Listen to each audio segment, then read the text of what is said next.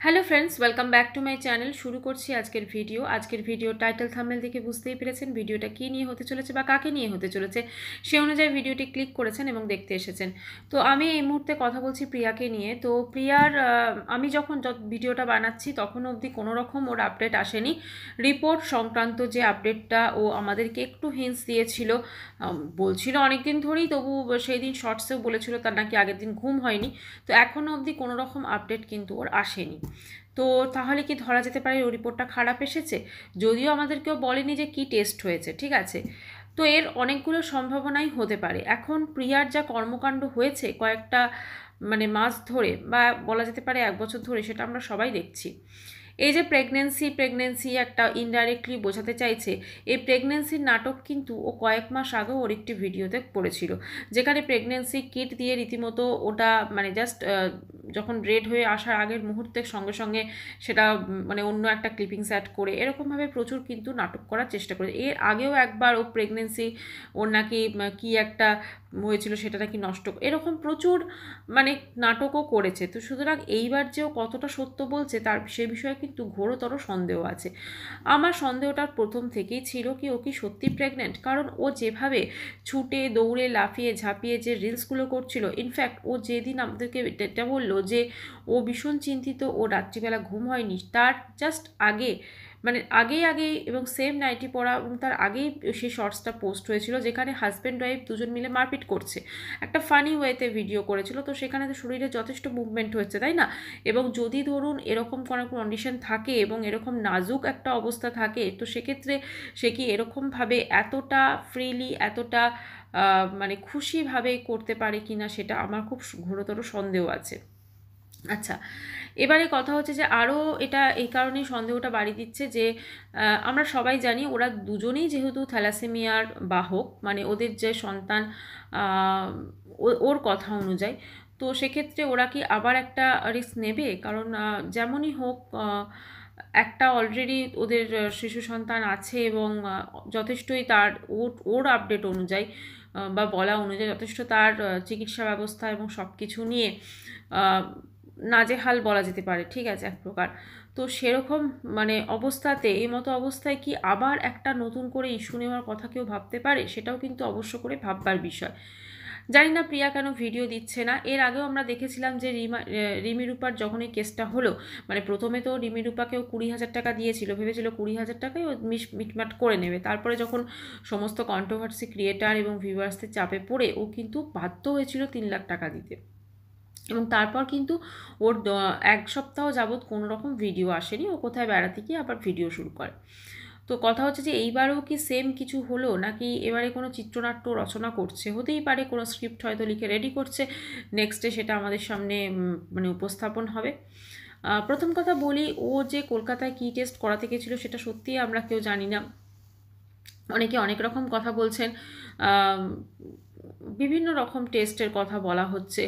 তো দেখা যাক ও কী টেস্ট করাতে গেছিলো। তবে সেটা যে খুব একটা সিরিয়াস কিছু ছিল না সেটা কিন্তু ওকে দেখেই বোঝা গেছে, এবং ও যেভাবে বডি ল্যাঙ্গুয়েজ ওর ছিল, সমস্ত কিছু ছিল, সেটা দেখে কিন্তু অবশ্যই বোঝা গেছে। আজকে মোমের একটি ভিডিও দেখলাম, সেই ভিডিওর টাইটেলে সে দিয়েছে ফ্ল্যাটে এসে নাটক। তাহলে এটাও কি সে ঠুকে কথা বললো প্রিয়াকে? এটাও কিন্তু অবশ্য করে একটা অন্যরকম বিষয়। কারণ ওর নাটকটা কিন্তু এখন ওর যারা কলিগ রয়েছে, যারা সেম ব্লগার রয়েছে, তারাও কিন্তু সমকক্ষ যারা ব্লগার রয়েছে তারাও কিন্তু সেটা মানে সহ্য করতে পারছে না নাটকটা, ঠিক আছে। কারণ এটা এতটা ওভার অ্যাক্টিং হয়ে যাচ্ছে ওর ক্ষেত্রে, এবং একের পর এক মিথ্যা কথা বলছে। তো এটা কিন্তু তারাও নিতে পারছে না। আজকে যখন ম্যান্ডি পরকীয়া করেছিল সেই সময়তে এই প্রিয়াই কিন্তু ছিছি করে ভিডিও করেছিল, ঠিক আছে। কোনো সুযোগকে কিন্তু ও হাতছাড়া করেনি, সেই সমস্ত সুযোগের সদ্ব্যবহার করেছে। তারপরে আমরা আবার দেখেছি ম্যান্ডির সঙ্গে কি গলো গলো ভাব।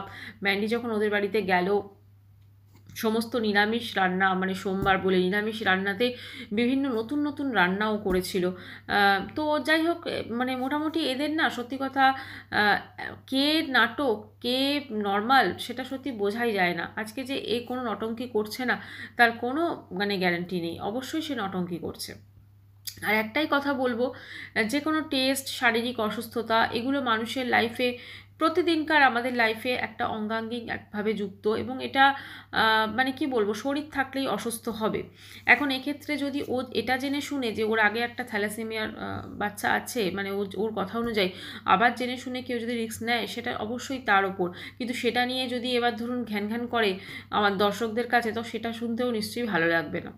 আজকে ওকে মানে ওর ছেলেকে নিয়ে ও যে চিকিৎসা করাচ্ছে পুনেতে, অবশ্যই ও যা খুশি করতে পারে এবং পুনেতে চিকিৎসা করাচ্ছে, ও সন্তানের জন্য যেটা ভালো সেটাই করাচ্ছে।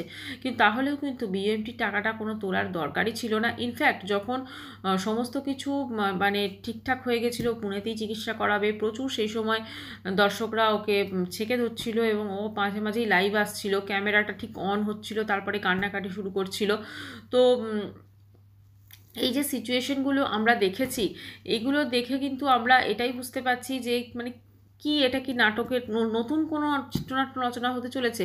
না হলে তো এরমভাবে হতে পারে না। মানে চিত্রনাট্য একটা সুন্দর স্ক্রিপ্ট লেখা এবং সেটাকে মানে একটা ডেলি লাইফের আকারে দেখানো, সেটাও সত্যি যথেষ্ট পরিশ্রমের কাজ বোধহয়। আচ্ছা, আজকে এই যে যখন ওরা ওইটা দিয়েছিল, মানে ধরুন আপনার এই যে অ্যাডটা, যে ভিডিওটা, এখন তো ওই ভিডিওটা প্রাইভেট করে দিয়ে, যেটাতে ওর ছেলের চিকিৎসার জন্য টাকা চাইছিল, ওইটা কিন্তু সমস্ত চিকিৎসা কোথায় করাবে টরাবে ঠিক হয়ে যাওয়ার পরও কিন্তু ওটা রাখা ছিল, ঠিক আছে? তখনও কিন্তু মানে সমস্ত ডিটেলস দেওয়া ছিল, যে কেউ কিন্তু তখন টাকা পাঠিয়েছেন হয়তো, সবাই মানে যারা হয়তো দেখেননি আগে তারপরে দেখেছেন, তো সেখানে কিন্তু টাকা পাঠিয়েছে। একটাই বলবো যে মিথ্যা কথারও একটা লিমিট থাকে। আজকেও এত মিথ্যে কথা বলে ফেলেছে এর আগে, যে ওর যদি এই রিলেটেড প্রেগনেন্সি রিলেটেড জিনিসটা যদি সত্যি হয়, তাহলেও কিন্তু মানুষজন মানে বিশ্বাস করবে না, ঠিক আছে? কারণ ওর মধ্যে একটা অসম্ভব একটা মানে মানে ওভার কনফিডেন্স চলে এসেছে, ঠিক আছে? একদম ভীষণ, মানে আমি সব কিছু করে নিচ্ছি, আমি একদম এটা করে নিচ্ছি, আমি সেটা করে নিচ্ছি, আমি মানুষজনকে বোকা বানিয়ে এতগুলো টাকা আত্মসাৎ করেছি, এই সমস্ত কিছু কিন্তু ও নিজেকে ভীষণভাবে চালাক মনে করে, কিন্তু ও ততটাই কিন্তু বোকা। ইদানিংকালে ও কমেন্টস বক্সে বেশ কিছু নেগেটিভ কমেন্টসের যে ভীষণ খারাপভাবে অ্যান্সার দিচ্ছে, এবং এই যে উদ্ধত্ত, এই উদ্ধত্তটা কিন্তু ওর আগের ছিল না, এখন ওটা প্রচণ্ডভাবে হয়েছে। কারণ ও জানে খুব ভালো করে যে ওর ব্যাংকে কত কত টাকা গচ্ছিত আছে। দেখুন, কিছুদিন আগেই আমাদেরকে বলল যে ওর ছেলে নাকি প্রচণ্ড অসুস্থ বা কিছু, এবং ওর জন্য নাকি ও সারাদিন খেটে যাচ্ছে, ভিডিও বানিয়ে যাচ্ছে, লাইভ করছে, সব কিছু করছে, কিন্তু দুদিন যাবৎ আমরা দেখছি ও কোনো রকম ভিডিও, শর্টস এবং কোনো কিছুই পোস্ট করছে না। তার মানে ওর কথার সঙ্গে কাজের কোনো মিল নেই, ঠিক আছে? শহরের এই ফ্ল্যাটে আসার পর থেকে ওর একটা অন্যরকম অ্যাটিটিউড কিন্তু আমরা সবাই লক্ষ্য করছি এবং সবাই দেখতে পাচ্ছি, সেটা ও কোনোভাবেই অস্বীকার করতে পারে না। এই ফ্ল্যাটে আসার পর ওর ঔদ্ধত্য যে একটা ব্যাপার, সেটা কিন্তু ভয়ঙ্কর রূপে হয়েছে, এবং নিজেকে মানে ধরাকে সরাগান করছে, নিজেকে একদম বিশাল কিছু হুনু ভাবতে শুরু করেছে। কিন্তু ও একবারও বুঝতে পারছে না যে ও এই জিনিসগুলো যে করছে, বা মানুষজন কেন ওকে বেশি করে আরও বলছে, কারণ ও বিএমটির নাম করে লক্ষ লক্ষ টাকা এই ওয়াইটি থেকে তুলেছে, এবং সেই টাকাগুলোর কিন্তু সঠিক হিসাব তো আমাদের দেয়নি, এমনকি কোনো স্টেটমেন্টও দেখায়নি যে কত উঠেছে না উঠেছে, এবং সেটা সবথেকে বড় কথা, চিকিৎসার ক্ষেত্রেও কিন্তু সেটা ইউজ করেনি, মানে ওর ছেলের চিকিৎসার যেটা বিএমটি করাবে বলেছে সেটাতেও কিন্তু কোনো রকম ইউজ করেনি। তো ওর ক্ষেত্রে ও এতটাই চঞ্চল, এতটাই মানে কি বলবো, মস্তিষ্ক এতটাই চঞ্চল যে ওর পক্ষে খুবই মুশকিল মানে কোনো কিছু একদম সঠিকভাবে স্থিরভাবে করা।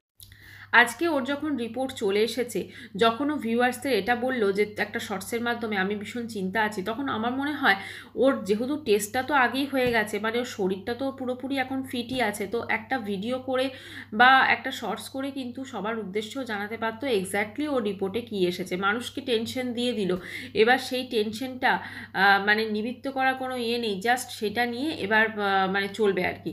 এই জিনিসটা মানে রোগ অসুখ ওর কী হয়েছে সেইটা নিয়ে পুরো চলবে হয়তো 1-2 মাস, এবং এইভাবে জিনিসটা কন্টিনিউ হবে। তারপরে হয়তো দেখবো একদিন শহরের ফ্ল্যাট ছেড়ে ওরা সবাই চলে গেছে মানে গ্রামে থাকতে। তো যাকে না কী আছে, ও যতক্ষণ না ভিডিও আসছে সেভাবে তো ক্লিয়ার কাট বলা যাবে না, তবে এটুকু বলতে পারি যে ও নিজেকে প্রচণ্ড ওভার কনফিডেন্স মনে করছে, বলে না অহংকার পতনের মূল, অহংকারও প্রচণ্ড বেড়েছে।